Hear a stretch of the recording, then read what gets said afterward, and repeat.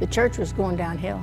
I mean, we were losing members, and it was difficult. I've been coming here for 51 years. I knew it was going to close, and I hated it. I hated the thought of having to find another church. It's kind of like somebody coming up and telling you your house is gone, you have it no more. You have to move. And I didn't want to move. There is sort of that sense of foreboding, that sense of worry or concern about the future. And it's easy, I guess, to fall into sort of negative thinking mode. I knew that God had led me here. It was a strong sense that this is where I was supposed to be. But I didn't know what God was up to. So we had to kind of figure it out.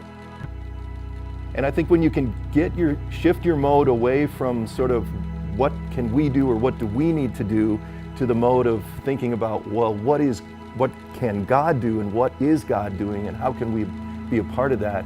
It's just a totally different focus. God is able to take almost any circumstance and make something incredible out of it. It really is a God thing. And I didn't know what it was. We just had to be faithful. It took 2.5 years, and then it showed up.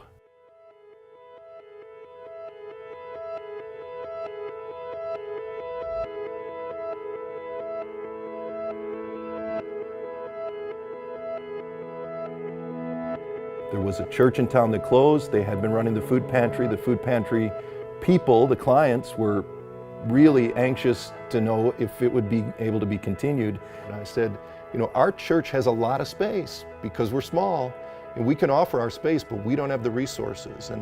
And the other churches said, well, we'll do the best we can to bring the people in. And it was very much of it just an act of, you know, feeling like God was at work, trusting the process, and then letting it unfold. I thought that it would help our church. I figured the people would start coming and they would see it and see how we acted when we were helping them, and maybe we'd get some people into the church, and we have. You know, there's always things in life.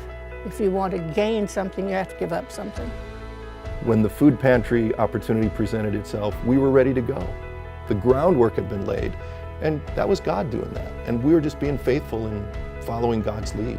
Since then, over this last almost 3-year period, now we're up to about 950 people a month, twice a month on the first and third Saturday. That represents about 170,000 pounds of food that come free of charge from the food bank of Central and Northeast Missouri. If we were to buy that, I want to say that it's in the millions of dollars of food. We renovated the back part of the church, took all of our, what used to be Sunday school classrooms, turned them into this thrift store that's now run by 6 or 8 ladies that are here 2 times a week to clean and organize, and they just pour themselves into it.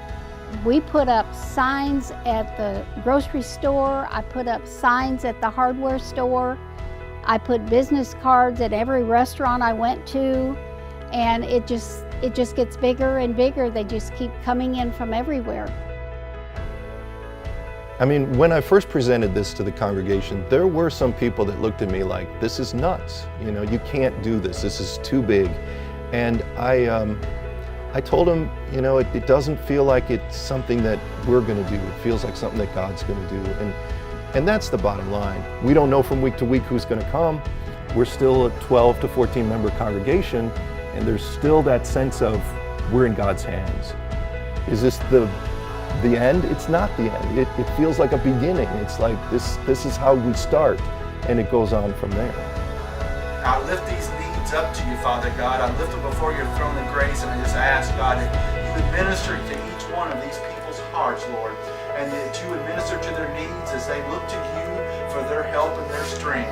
Jesus, we love you, we praise you, and in that name I pray. Amen. Amen.